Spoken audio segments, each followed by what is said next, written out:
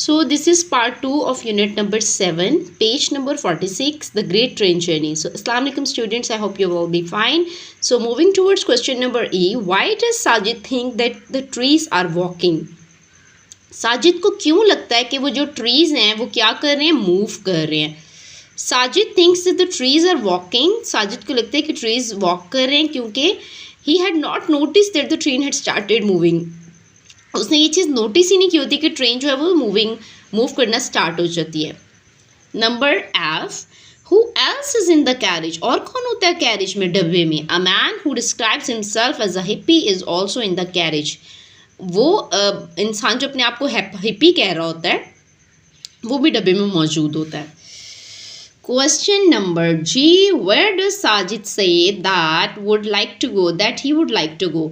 साजिद क्या कहता है कि वो कहाँ जाना चाहता है, क्या बताता है उस बंदे को. जब वो उस बंदा उससे पूछता है साजिद से, साजिद कहता है that he would like to go everywhere. वो कहता है वो हर कहीं जाना चाहता है. To England, China, Africa and Greenland. वो कहता है वो इंग्लैंड जाना चाहता है, चाइना, अफ्रीका और ग्रीनलैंड.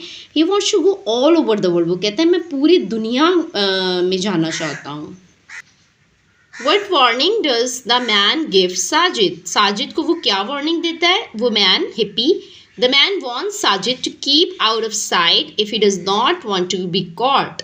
वो कहता है कि अगर तुम जो है वो नहीं चाहते कि तुम पकड़े जाओ तो तुम्हें नज़रों से दूर रहना पड़ेगा, तुम्हें छुप के रहना पड़ेगा. ठीक है, यही वो वार्निंग देते, नहीं तो तुम पकड़े जाओगे. बिकॉज क्यों ऐसा वो बोल रहे थे, क्योंकि वो उस लगेज की ट्रेन में ऐसे ही सफ़र कर रहा होता है विदाउट टेलिंग एनीवन. और वो खुद ही सवार हो जाता है, अपने पेरेंट्स को भी नहीं बताता और वो किसी को भी नहीं बताता.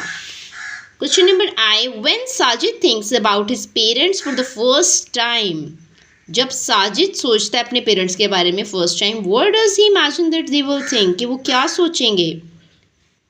So the answer of this question is when Sajid thinks about his parents for the first time. Sajid अपने पहली बार अपने पेरेंट्स के बारे में सोचता है, यानी वो जब ट्रेन में होता है और उनको बताए बगैर आ जाता है. ही इमेजिन्स, वो तसव्वुर करता है that they will think that he had run away or been kidnapped or been involved in an accident. कि या तो वो भाग गया है या वो कहीं किसी ने उसको किडनैप कर लिया है या वो किसी एक्सीडेंट में involve. Question number I, what presents does Sajid imagine that he will bring back for his friend. कौन से प्रेजेंट जो है वो साजिद इमेजिन करते कि वो अपने फ्रेंड के लिए लेके जाएगा. साजिद तसव्वुर करते, सोचते थे ही विल ब्रिंग बैक, कि वो वापस क्या लेके जाएगा. इन अफ्रीकन लाइन, एक अफ्रीकन लाइन लेके जाएगा. और a transistor radio for his friend, अपने दोस्त के लिए. Now this is question number 2 for reading for inference. Look at these words: starve, consume, devour, snack, nibble, gobble, feast, munch, chew. Which one is the odd one? Why? Just starve जो है ना यहाँ पे odd word है क्योंकि the other words are ways of eating.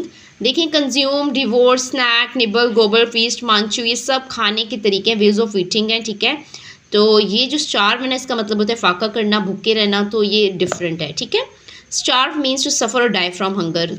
ठीक है, वो मैंने आपको बता दिया है. Now pick 3 of the words above and use each one in a sentence. तो 3 वर्ड्स हमने लिए. Snack, I bought some snacks. It's a very simple sentence, you can make the other one as well. Feast मतलब दावत. My aunt has arrange a feast for us, मेरी aunt. ठीक है. Munch, don't munch snacks in a loud voice. ठीक है, ऊंची आवाज़ में स्नैक्स को मत खाओ. मंच का मतलब होता है मज़े ले लेके खाना करके. ठीक है, सो आई होप आपको ये वीडियो समझ आ गई होगी सारे क्वेश्चन आंसर के. If you have any ask question you can ask me the comment section below. And if you like my video give a like and subscribe to my channel. Thank you very much.